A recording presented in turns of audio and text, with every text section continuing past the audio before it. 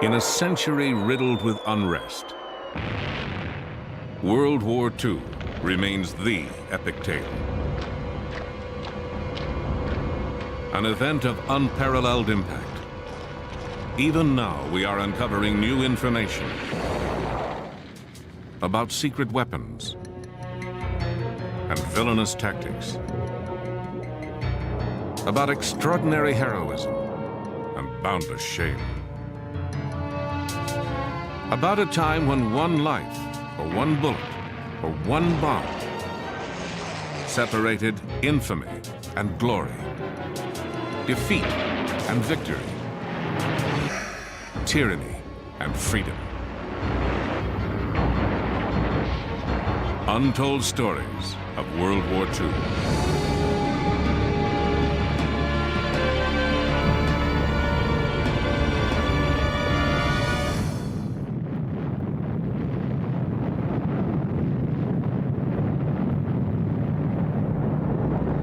On the 16th of July, 1945, a bomb exploded in the American desert.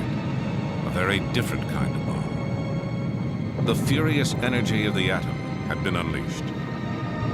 That power might have landed in the wrong hands had a few brave men not waged a secret war against Germany's atomic program. At the height of the Second World War, Germany's Nazi Party marched toward global domination, led by its ambitious, remorseless leader. Adolf Hitler had the will to conquer the world. All he needed was the weapon. And he had found the means to make one in the most unlikely place.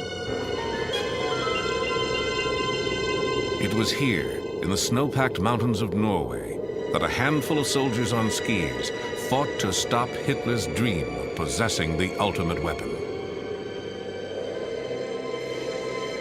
Old men now, they remember how they risked their young lives for the cause of liberty. They will stop at nothing in order to conquer the world.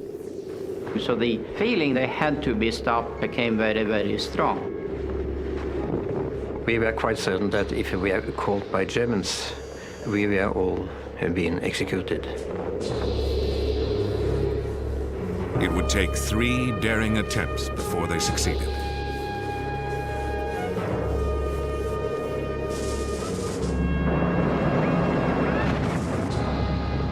April 9th, 1940. German warships penetrated Oslo Fjord. The Blitzkrieg had come to Norway. Within 2 months, the besieged nation was forced to surrender. Well, it took some time to realize it, actually, but when autumn 1940 came and the darkness came in over Norway, you suddenly realized that it was not the same Norway you had the year before. To understand it, you need to have the experience of being occupied. To live in an occupied country is the most distressing thing you can do.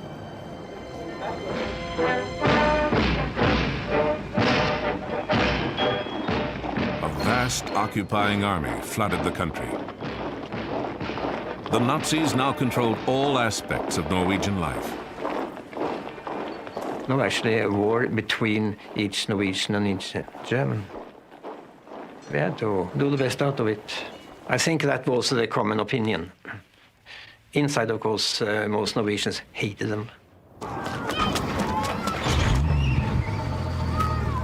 They introduced Gestapo in Norway when they understood that resistance was coming. Started arresting people, torturing people, killing people, etc., etc. And then we suddenly understood what an occupation meant to the people.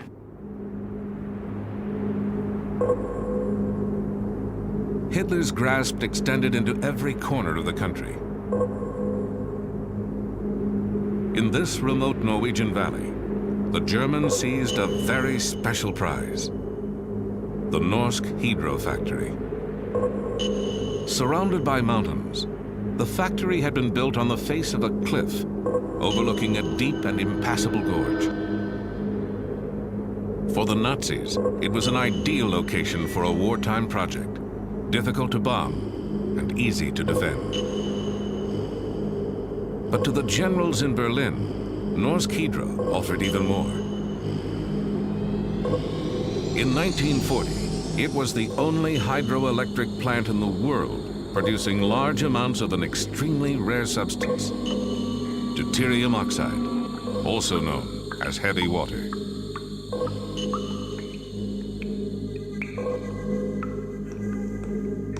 As soon as they took control of the plant, production went into high gear.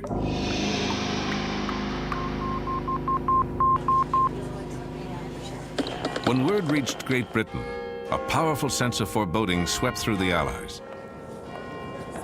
As the most likely target for a German A-bomb, Britain faced the greatest peril.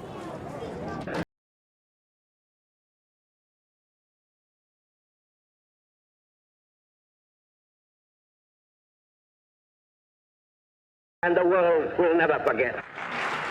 Winston Churchill's spirited defiance of the Nazis became a rallying point for resistance fighters from all over conquered Europe.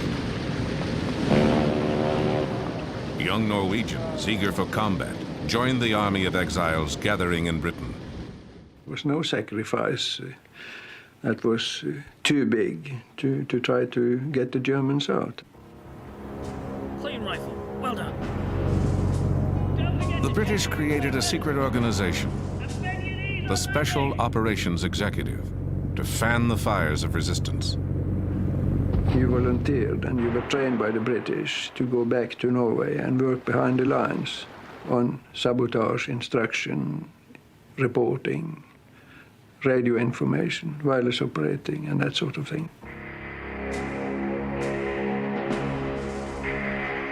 A few young resistance fighters would return to Norway undercover, armed with a plan to destroy the heavy water factory.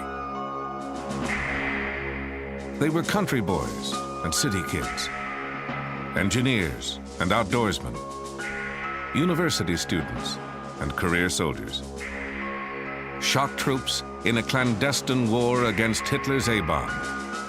They would become legends in their homeland.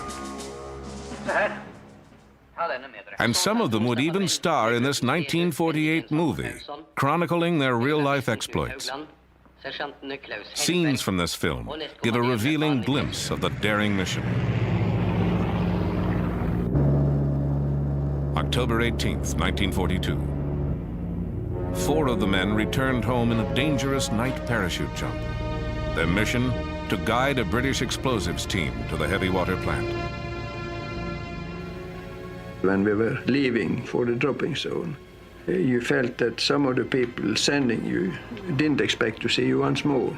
So we had to more or less to cheer them up and say it's not this easy to get rid of us. We will be back.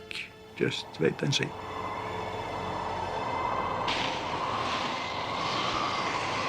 Our target is the heavy water production. That was all. They said it's important and we have to destroy it. I knew that heavy water was important for the Germans' weapon production, but in which way, I had no idea. The commando's first objective was to establish a secret landing field on the Hardangervidda, a huge plateau north of the factory. Crossing that bleak expanse, the Norwegians took over an empty cabin and made radio contact with England. The operation could begin. For the first sortie, the British sent a force in gliders towed by bombers, a plan that needed clear weather. But over Norway, clouds, winds, and snow had cut visibility to near zero. For the Norwegians on the ground, the flight had become a disaster waiting to happen. I tried to get connection with England and warn them, but at that time it wasn't possible. And then suddenly I heard interference in my headphones, and I knew they were not far away. And shortly after we also heard the engines of the aircraft.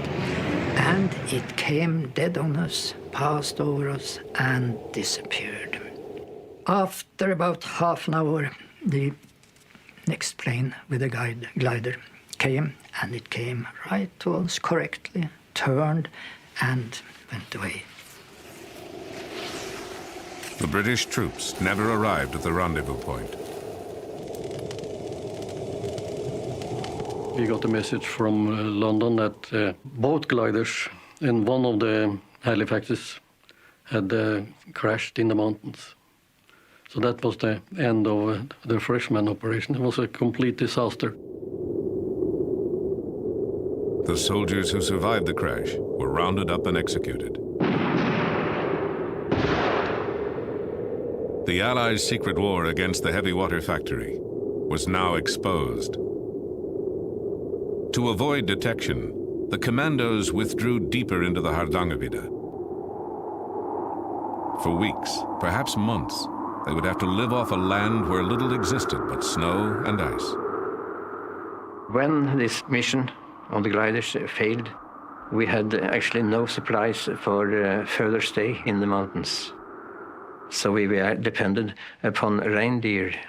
But at that moment, there were few or no reindeer at all in our area because of the wind directions. It was so very difficult to get to the reindeers. But the day before Christmas, Jens, he shot the reindeer. Jens learned that if you take the stomach of a reindeer, you get vitamins from the reindeer moss. So we cut up the stomach and took out the reindeer moss or the contents and mixed it with blood and everything and made a nice porridge mixed with brain. And we were eating it, and it probably saved our lives. So Christmas Eve, we had a real fine party.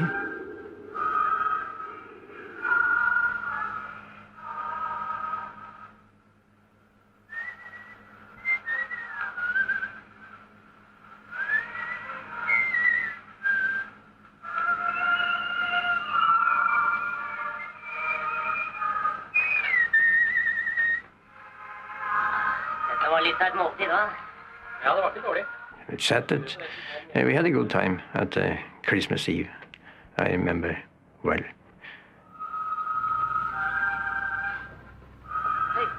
You know your comrades outside and inside. You know what he is going to say before he opens his mouth. I had endurance. I had a will to hold on when there is nothing in you except the will which says to hold on.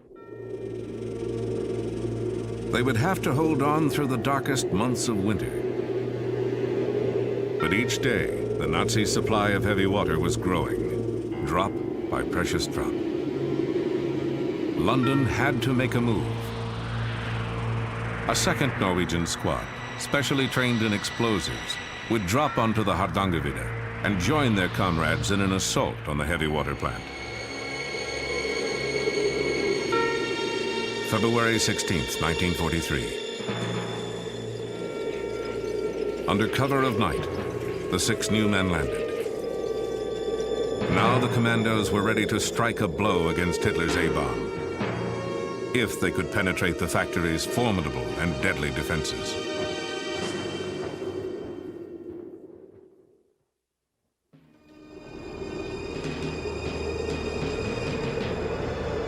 To the commandos, the heavy water plant appeared impervious to attack.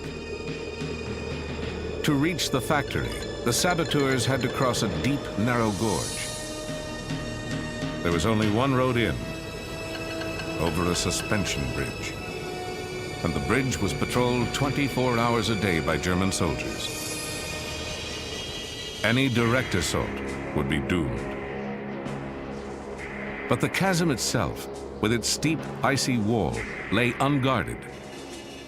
Some of us said we thought it was rather impossible to cross that gorge, but it was decided that one should go down and find out. In daylight, I went down into the valley, I climbed down the gorge, crossed the river, and started climbing up on the other side. And then the same way back, up to my friends, up in the mountains, and told the facts that it was possible to cross the gorge.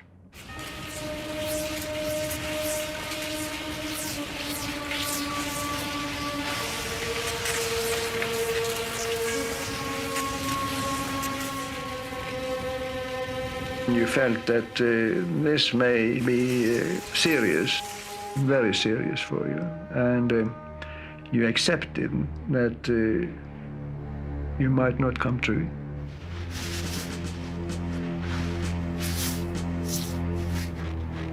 And we climbed down the river and up on the other side, and our plan was to get in position for the attack by 11:30, because at 12 o'clock at night there was a guard shift down on the suspension bridge.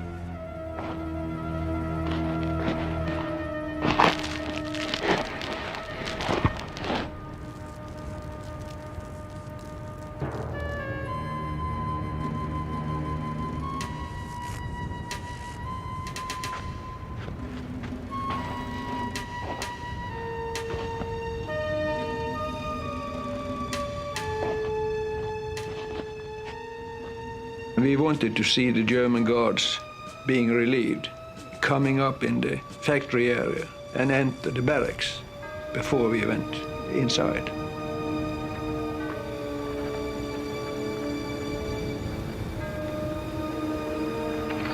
We all thought we would be discovered when we forced the gate, but nothing happened. Two of us carried a full set of charges. In case one should be shot, there should always be reserve.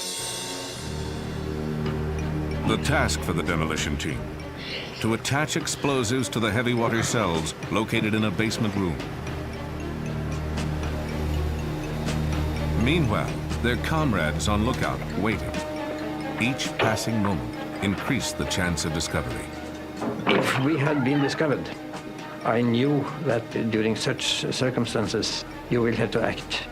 So a shoot, a shot would of course maybe spoil the whole operation. Inside, they overpowered a Norwegian workman. Holding him at gunpoint, the saboteurs placed their charges, pausing only to decide how much time they would need to escape before the blast. Suddenly, they were interrupted by their captive. We broke in and said, "It's all right, you may blow the factory, that's all right, but may I have my glasses, because it's hopeless to get no glasses in Norway today."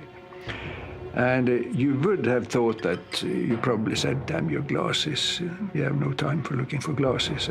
But instead you dropped what you were doing and you searched all around the room, and you found the holster for his glasses and gave him, and he said, "Thank you very much." And so we went on with taping the fuses.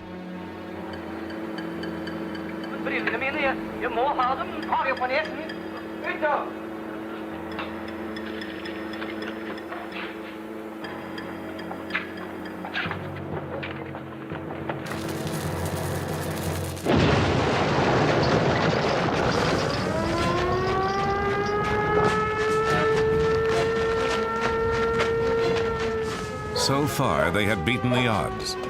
Now the commandos had only seconds to make their escape.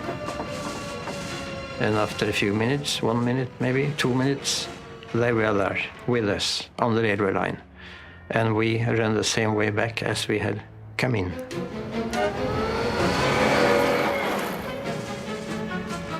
The road condition and the snow condition were excellent, because on the railway quite a lot of the snow had blown away on the outer side, and that was frozen solid ground, and we didn't put a mark. So everything was actually on our side. With determination, skill, and daring, the saboteurs had dealt a crippling blow to their enemy without losing a man. But heavy water had become a German priority, and within 6 months, the factory was back in operation. The Allies had to assume the worst. Nazi scientists were closer than ever to building a bomb. Another attack on the factory was set in motion. this time from the air. In a bold noonday raid, 176 American bombers hurled destruction at the plant. The raid damaged factory buildings and killed civilians in a nearby shelter. But the heavy water, secured in the basement, went untouched. With production halted, the Germans decided to move the operation to the safety of the fatherland and inadvertently gave the commandos one last chance to destroy it forever. We had got information from London that the Germans had planned to take down the remaining heavy water. Team members secretly scouted the route. The heavy water would be loaded onto railway cars and taken by train to Lake Tinsha. Here, the cars would go aboard a passenger ferry for the 2-hour trip across the lake. A well-placed charge could sink the ferry, and with it, all the heavy water. But sinking a public ferry meant paying a terrible price. Our conclusion was that the sinking of the ferry was about the only possible solution. It would have to be civilian sabotage, which was naturally a very serious thing to deal with. There was no doubt in our mind that there were going to be human lives taken. And furthermore, it could be anybody. And Rjukan was a small town, and it was really almost like all family. Fearing neighbors and friends might die, the Norwegians sent an urgent message to London. The British reply was immediate and uncompromising. It has been talked over, and the conclusion is the heavy water has to be destroyed. Good luck. And when you get such a message from London, you have to do it. Not to be drastic, but anybody in my family was scheduled to go on that ferry. I couldn't do anything about it.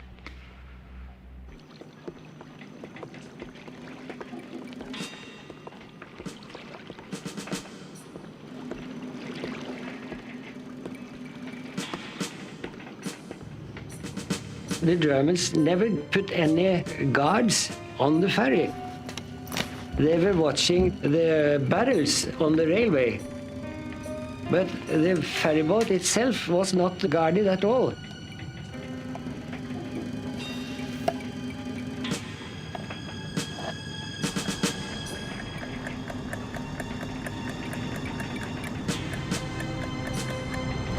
At 10 o'clock on a quiet Sunday morning, the ferryman cast off from the dock on schedule.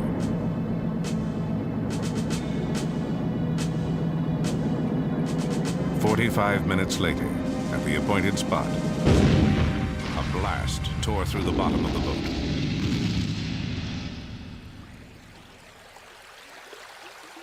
It was a very, very hard blow, and the ferry rapidly rose. And the cargo on the ferry, they were railway wagons, you see, so they rushed down and tilted the ferry still more.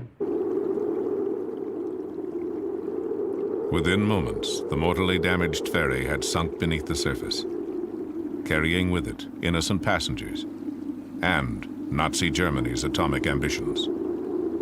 The heavy water being on board went down with the ship, and it's still on the bottom of the Tinsha Lake.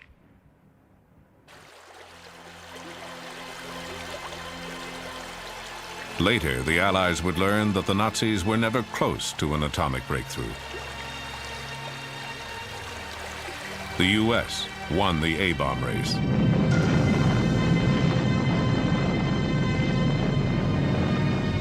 Within months of the German defeat, America dropped the first atomic bomb. But in the Allies' hands, the bomb helped to win a war, not perpetuate one. If Hitler had the bomb, he might have used it to devastate the world. The Norwegian resistance fighters did their part to stop him. Their mission was one of the greatest feats of sabotage in military history, something that had to be done at all costs, and was. You have to fight for your freedom and for peace. It's not something that you have every day. You have to fight for it every day to keep it. It's like a glass bowl. It's very easy to break. It's easy to lose.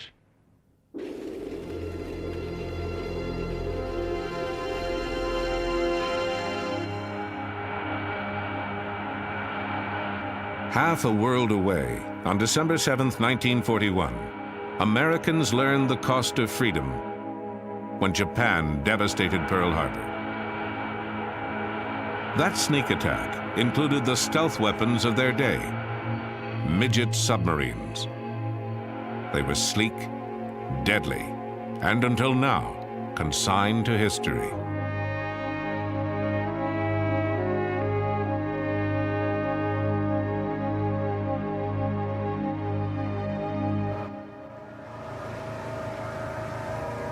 The National Park Service and the U.S. Navy have searched for the wreck of a Japanese midget submarine. An hour before the Japanese savaged Pearl Harbor, a U.S. destroyer sank the tiny vessel. The encounter could have warned American forces that bombs and torpedoes were about to rain on Battleship Row, but it did not. Now hold that. Shift her around. Marine archaeologist Dan Lenehan directed the hunt for the midget sub. Jim Delgado was the project's historian. Their collaboration grew out of earlier research below the surface of Pearl Harbor. They searched for evidence of a bygone conflict, a battle waged underwater by 5 midget submarines. One sub played a special role. And what's particularly exciting about the midget sub that's outside the entrance is it would have represented the first exchange of hostilities between the United States and Japan in World War II. And because remember that this sub was sunk an hour before the planes attacked Pearl Harbor. It's an incredibly important, significant find if we could do it. The search for the midget sub focused on a square mile of debris-laden bottom. The area is a graveyard of war relics, like this old Navy plane. 1,000 feet down in the darkness, everything begins to resemble a sub. But what they're looking for is 80 feet long and 6 feet across. It carried 2 torpedoes and was manned by an officer and a navigator. They were going to come on in, sit and wait, and then when the attack occurred, when the planes came in, when all hell broke loose in Pearl Harbor, they would surface, fire their torpedoes, wreak as much havoc as they could, swing around Ford Island, head back on out, and then rendezvous with their mother subs to be taken back to Japan. The mother ships moved into position off Diamond Head before midnight, December 6, 1941. They arrived ahead of the Imperial Navy Task Force. Each mothership had a midget sub strapped to its hull. The larger craft would release the midgets before dawn and retrieve them after the attack. But the tiny vessels would never return from the battle, a clash of giants that had been brewing for years. A long series of brutal attacks upon From Manchuria to French Indochina, in less than a decade, Japan had rolled up a long list of conquests across Asia. Despite an Allied embargo on war materials, she was growing stronger. By late 1941, the vast resources of Southeast Asia lay before the rising sun. Their only protection, a scattering of British and Dutch outposts, and the U.S. Pacific Fleet. I think there was a general sense that the war would break out. I don't think anybody expected that it would take place here at Pearl Harbor. Successfully surprising an island fortress 4,000 miles away also seemed impossible to Japanese leaders. But Admiral Isoroku Yamamoto convinced them this daring raid was the only way to disarm the sleeping giant. Japan had to smash America's Pacific Fleet, even if that meant attacking its home base in Oahu's natural harbor. Japanese pilots trained hard through the fall of 1941. So did the crews handpicked to pilot the midget subs, the fastest boats of their kind. Soon, they would have their chance for glory. Secretary of State. In Washington, Japanese diplomats continued to seek peace through negotiation until the final hour. No American will ever forget this. Not even Japan's ambassador knew of the coming attack. Mass murder in their hearts.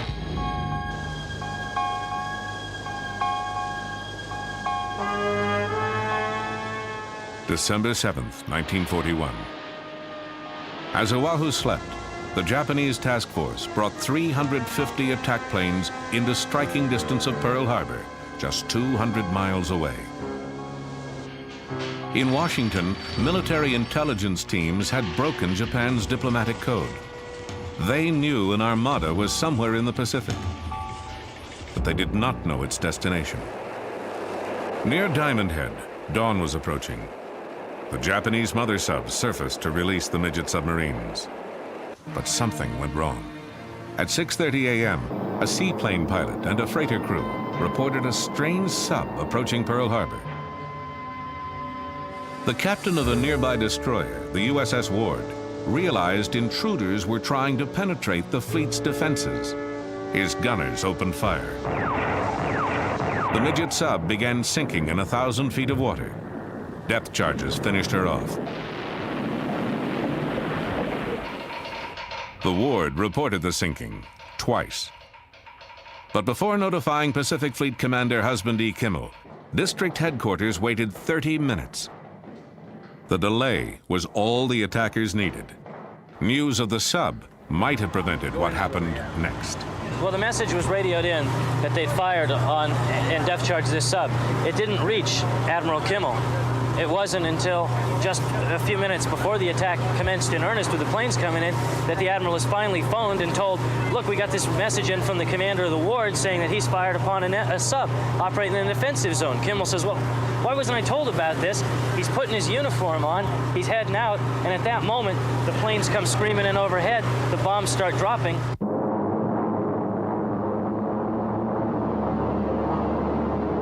At 5 minutes to 8, 40 torpedo planes roared over Ford Island, bearing the mark of the rising sun. Accompanying them were 51 dive bombers, 49 high-level bombers, and 43 fighters. American sailors thought they were seeing a practice drill. Bombs and bullets found them eating breakfast, ironing uniforms, or staring into the fatal sky.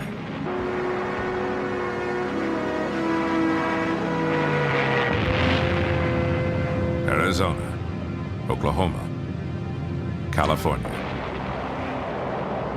One by one, the great ships sank. The West Virginia alone took 6 torpedoes and countless bombs. Pearl Harbor's air defense burned on the runways. Only a handful of pilots managed to scramble into a sky thick with enemy planes. The midget sub's moment had come, but one had been sunk by the Ward. A second was depth-charged outside the harbor. Of the 3 that remained, 2 posed a threat to Battleship Row. Between waves of attacking planes, Sub 3 fired a torpedo and missed. Moments later, it was rammed and depth-charged by a destroyer making for the open sea. Sub and crew hit bottom. Overhead, the Japanese continued their assault. But now smoke and anti-aircraft fire obscured their targets. The sleeping giant had awakened. Ripped by a bomb that set off an ammunition magazine, Battleship Arizona blazed toward her doom. Survivors staggered into waters aflame with burning oil. Japan's brilliant, relentless attack had killed more than 2,400 Americans and crippled most of the U.S. battleships in the Pacific.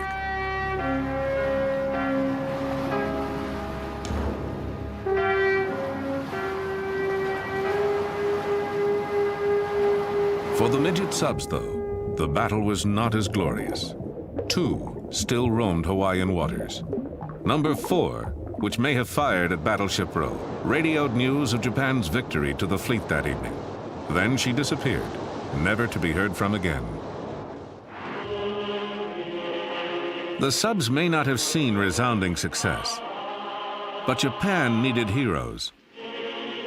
So the propaganda machine reincarnated their crews as the 9 young gods of Pearl Harbor.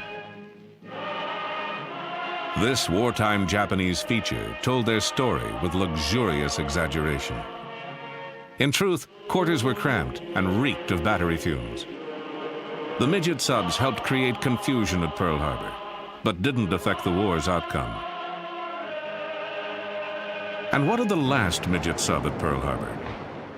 Commanded by Ensign Kazuo Sakamaki, it suffered a fate worse than sinking. On December 8th, as President Franklin D. Roosevelt called for war, Sakamaki's sub washed up on the far shore of Oahu, undone by a faulty gyroscope. His submarine wouldn't function right, so he drifted all the way around the island to the opposite end and then around and went ashore on the morning of December 8th at Bellows, where he and the crewmen assigned to the sub tried to blow the ship up. It didn't work. They jumped into the water. The crewmen drowned, but Sakamaki washed ashore and became the first prisoner of war that the United States captured in the war in the Pacific. POW number 1. Sakamaki spent the war in prison. His sub toured the U.S., helping to sell war bonds, a souvenir of dark days.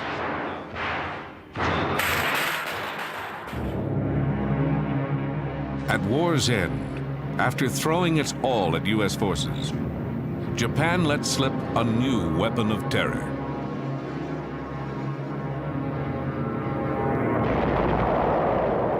For decades, the scars left by kamikaze attacks enforced a silence on both sides. But the men who fought those battles will never forget them.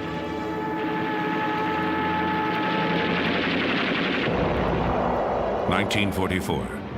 Japan, its back to the wall, made a final fanatic effort to stave off defeat.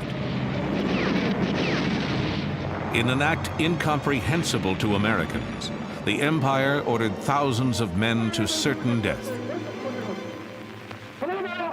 Before an attack, pilots drank a toast of sake, a warrior's welcome to the death that awaited.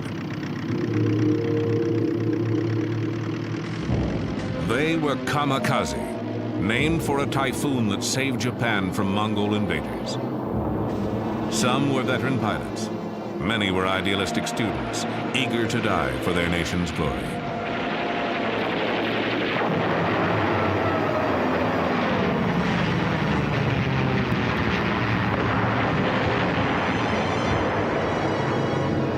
Kamikazes inflicted awful punishment on their enemies. More than 3,000 flyers dove to their deaths.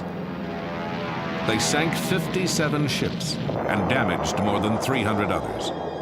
Their attacks killed at least 3,000 Americans and wounded more than 6,000. The kamikazes were the deadliest weapon ever launched against the U.S. Navy, so frighteningly effective that their existence was initially kept secret from the American public.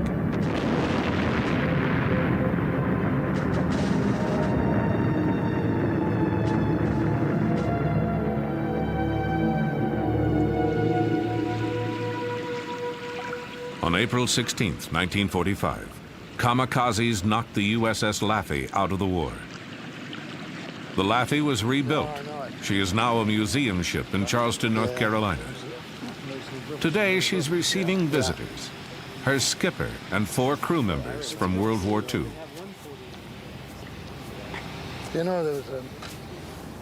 The sight of their ship raises a tide of memories for these comrades in arms. Rear Admiral F. Julian Beckton, who died in 1995, was 81 when he gave this interview. He commanded the Laffey during the invasions of Normandy and the Philippines. Steaming toward Okinawa, he knew what perils lay ahead. The kamikazes were the most effective weapon that the Japanese developed during the war. And it was a desperate effort on their part to do it, but they were terribly, they had a terrible effect on our ships out there. Ensign James Townley would win a Silver Star for his valor aboard the Laffey. My opinion of the kamikazes were that they were misguided people. And then we learned more about them. We found out that, yes, they were the sons of the divine wind, or whatever they chose to call them. We call them one-way Charlies. And we were really scared to death of them, because no matter what you did, unless you could shoot them out of the air, they were coming in. Gunners mate second class Lawrence Delusky would earn a Bronze Star before his 21st birthday. Everybody has their own way of thinking and their own ideas. And their ways didn't suit us. I certainly didn't feel as complacent as I feel now 45 years later. At that point, I was ready to kill them all. In Japan, another group of old comrades gathers for a reunion. These men were once the elite of the Japanese kamikaze corps, the Thunder Gods. They should be long dead, but they survived. Some because they flew fighter cover, others because seniority kept them out of combat to await America's invasion of the homeland.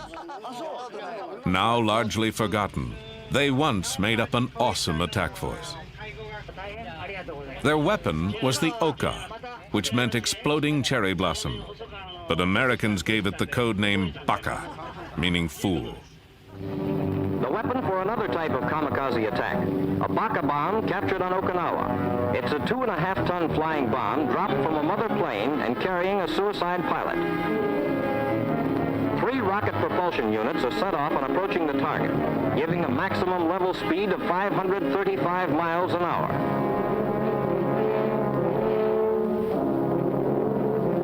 Baka's punch is an armor-piercing 2,600-pound warhead. It's the first weapon specially designed for the kamikaze flying corps.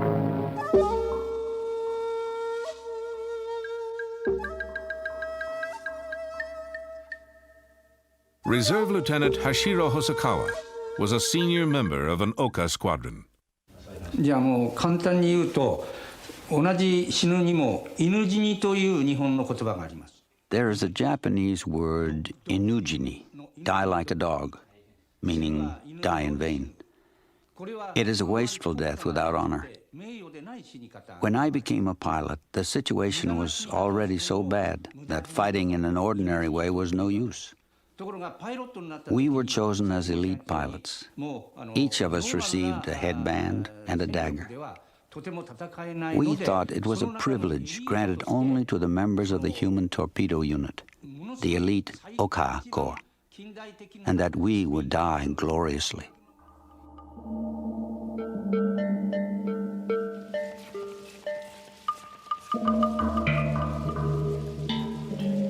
These were the Thunder Gods.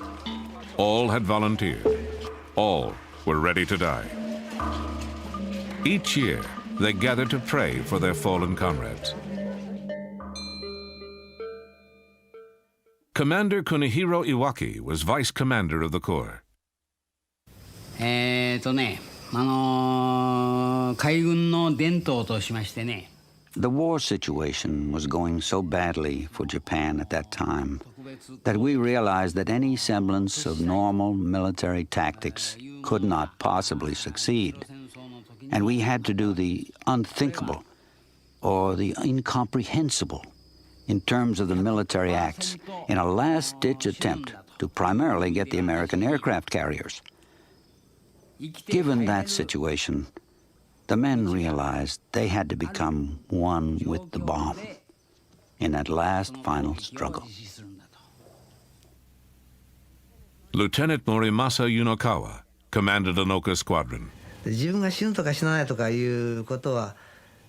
thought of my death crossed my mind only for a fraction of a second. I was then thinking of only to serve. No matter how you try to understand how things were then, now in this peacetime, I don't think you can. A kamikaze could send a ship to its grave, but each flyer had only one chance for success. Pilots were supposed to aim for battleships and aircraft carriers, but destroyers and their radar gear were also targets. Aboard the Laffey, nervous sailors repeated tales of picket ships breaking in half and sinking immediately. The crew would always debate where is the safest place to be. That was always the big talk. Is it safer to be below, or is it safer to be on deck, or in the bridge, or wherever? They all had their own theories about where was the safest place. Of course, there was no safe place.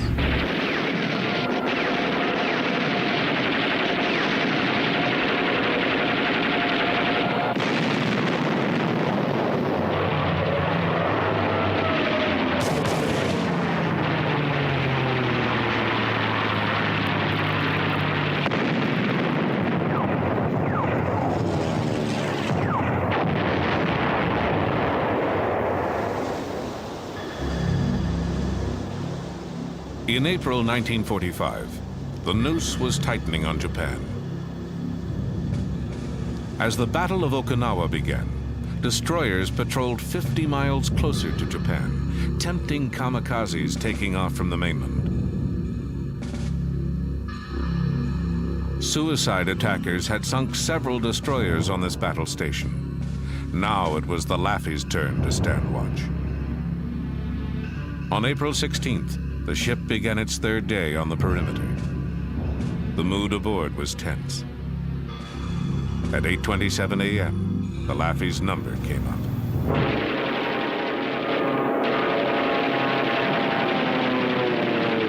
Well, the first ones were they sort of circled around out pretty far, maybe 10,000 yards, and they'd and then all of a sudden, it's like some sort of signal, they started coming in, and first they just came in one or two at a time, but then they started coming in several at a time, and you just couldn't take them all under fire, so that's when we started getting hit. For 80 minutes, the Laffey's crew fought off the heaviest kamikaze attack ever on a single ship.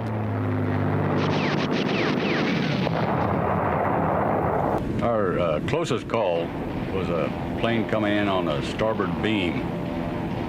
And it was, when I first saw it, it was low on the water, about 10,000 yards out.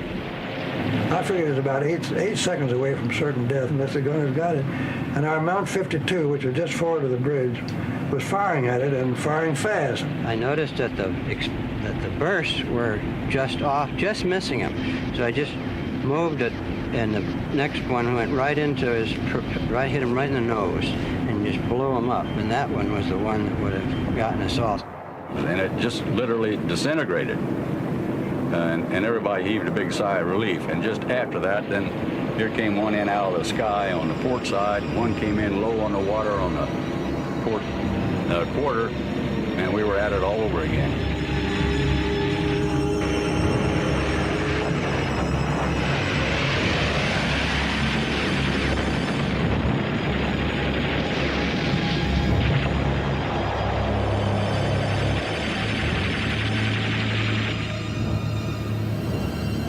Morning of April 16th, we had a suicide plane hit us right about here.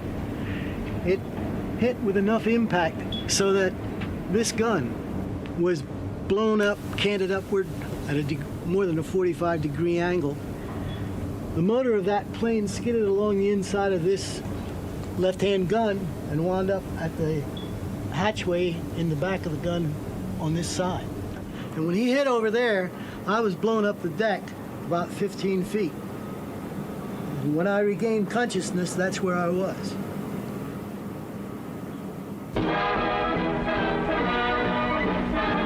Ripped from stem to stern by the attacks of Jap suicide pilots off Okinawa, the destroyer USS Laffey comes home. The Laffey was struck with everything in the Jap book.